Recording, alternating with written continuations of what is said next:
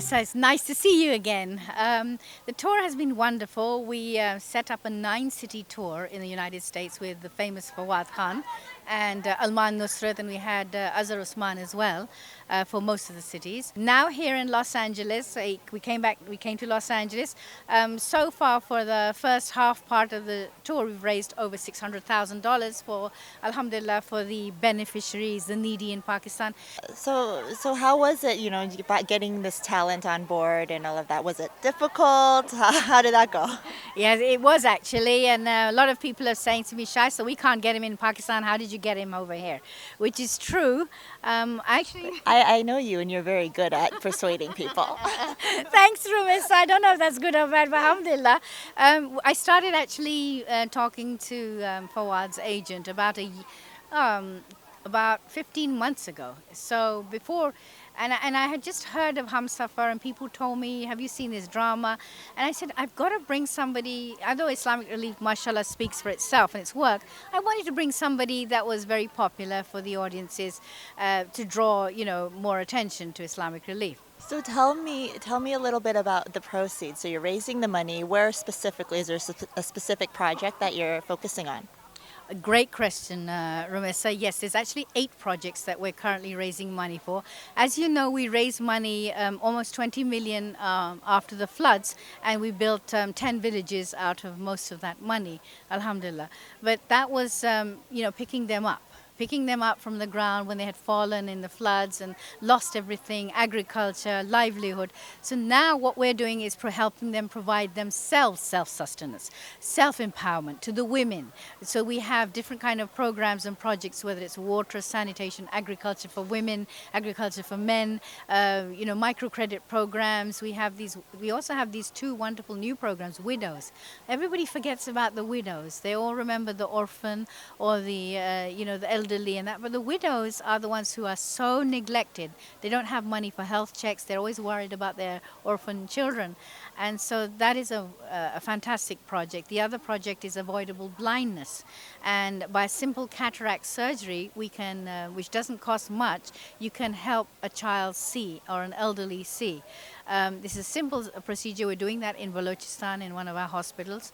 I talked about water and sanitation. See, digging a pump and making an irrigation system is one thing, but actually having the science behind it with the irrigation, the engineers, and also teaching these women sanitation. And you were just in Pakistan recently, so you were able to visit. You were there for how long? I was there for about, I was actually there for about 3 weeks, and I managed to visit different areas. I went to Pakistan administered Kashmir, Muzaffarabad, Bagh district. It was beautiful, absolutely beautiful. And I met with the orphans and the widows there. Shah Zeb, a very young man who was taken into Islamic Relief's fold as an orphan in 2003, and now it's 2013. So there's a picture of him when he was 2003 on Facebook, on my Facebook, and he's now 2000, and Islamic Relief 2013. He's now a pre-med student. It was all sponsored by a USA donor. The donor continued sponsoring him for 10 years.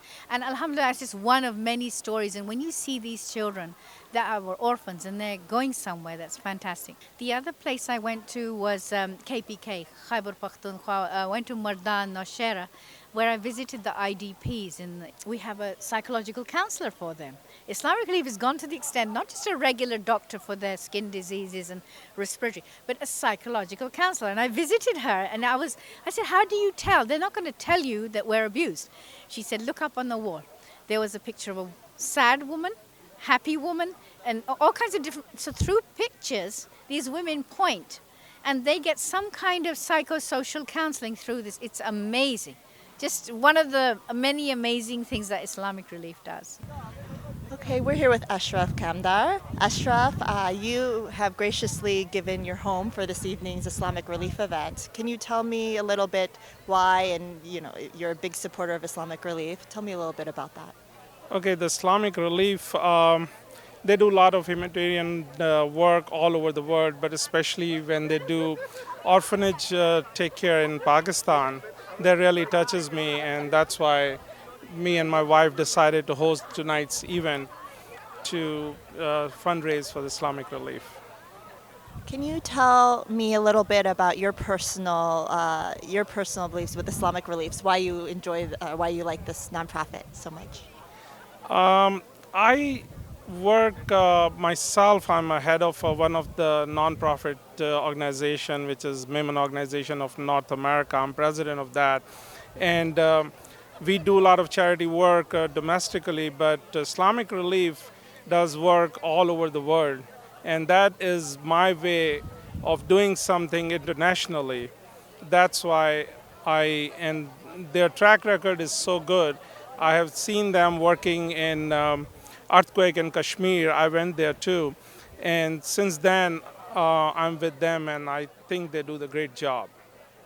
Azhar and Shaista Khan, they got in touch with us earlier last year when we were touring for Apna, and I wasn't exactly aware of what I wasn't really aware of IRUSA, but having to know about them, coming to know about them, I've realized the kind of extensive work that they're doing all over the world. They're really playing their part really well in over 40 countries.